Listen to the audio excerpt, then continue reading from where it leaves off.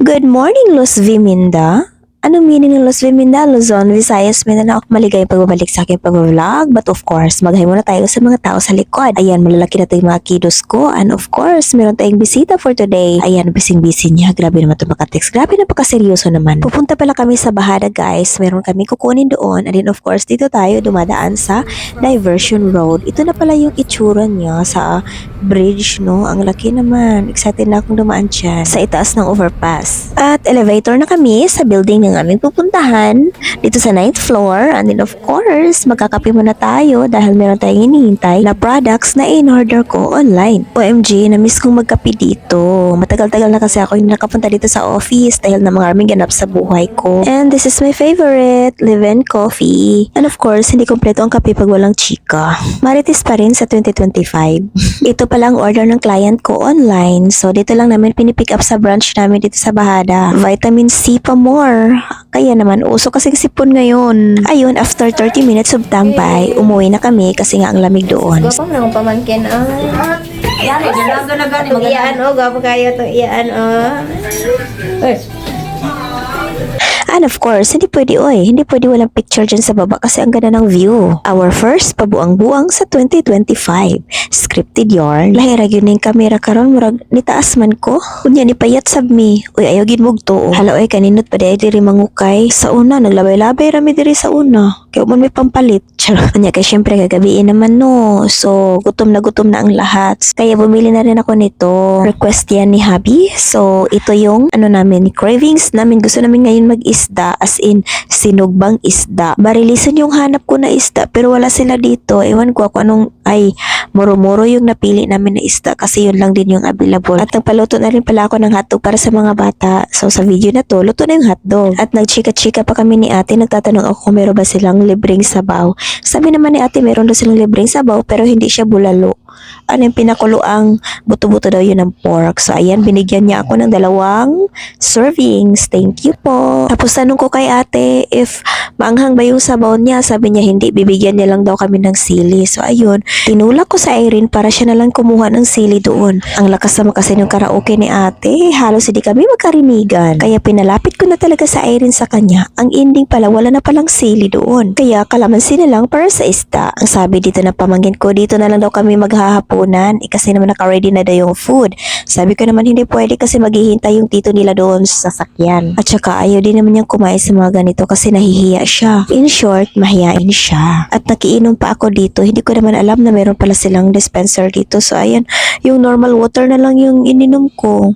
So sabi ko, wag na lang kuya, hindi ko nakita Bulag kasi ako sa pagmamahal. Hoy! At sa wakas, saluto na yung aming isda. So may kukunin din ako sa kabila kasi meron akong in-order dito na pansit canton. Madali lang naman gumawa ng pansit canton guys. Pero dito, ayoko na magluto sa bahay kaya nag-order na lang ako. Hanggang ngayon may sipon pa ako. Pipili kaya ako dito sa pharmacy na to. Cheers. But of course, hindi yan sadya natin. So, ito yung mga pricing nila guys. Oo, masarap naman sila dito kasi yun talaga binabalik-balikan ko yung pansit canton talaga. Pero this time, chicken yung ko kasi wala silang seafood. Parang gusto kong mag-dine in dito in the future. Kasi along the highway siya. And then marami ka makikita sa paligid. No, ng mga pagkain din. May church sa gilid. And then pwede ka rin dito mag-imot-imot while waiting sa order mo. Ayan, hintay ko yung tren. O ayan, pastilan. Akala ko picture video pala. Madlungon man akong friend oy. Tagsarabi may magkitaan. Gikan pa ba yung taon na siya bislig. Ayan, ibiyahe ko na siya pila ka oras. Aro lang mo visit sa yung family. Of course, ako. Na ang ating bango. Let's go!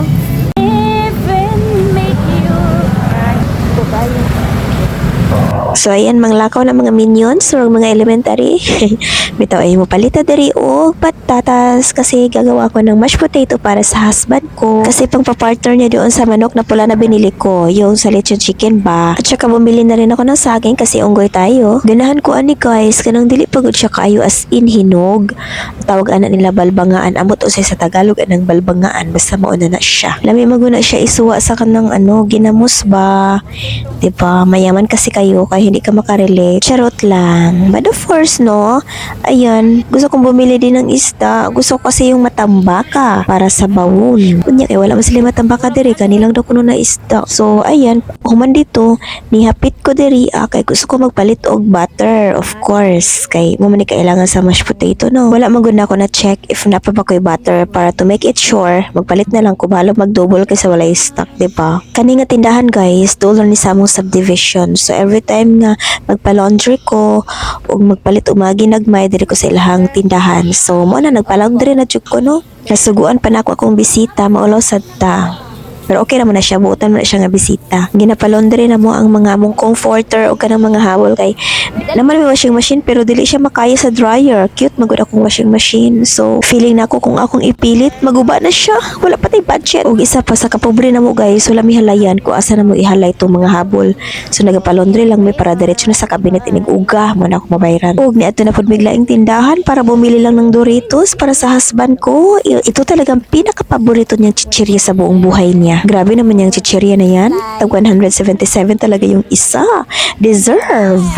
You man, cause the parcel. Opo. Asa mo nakitaan? Parcel, ma'am. Salod, Okay, sulod lang.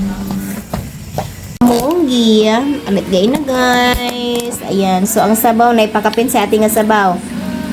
Sabaw daw na, ba't lang lami bakhan. Oh, lumos ang saging. Ba? Nanda ko kay kong kaldero, pang binignit na siya kalag-kalag. And then, nagluto na ko og pang mashed potato sa kong Banabel. So, paborito kasi na niya. Zibu zaman at zizi.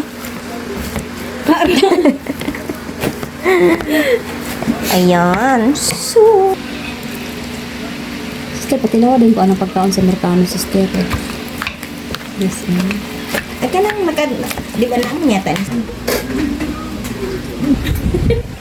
So ayan na guys, kumakain na kami ng dinner. And then, napaserve ko na rin yung food ni Habi. And then of course, mag-celebrate na tayo para sa ating productive day sa ating laag-laag. Chares! Thank you for watching. Bye! Wait pala, don't forget to follow me and subscribe. Bye-bye!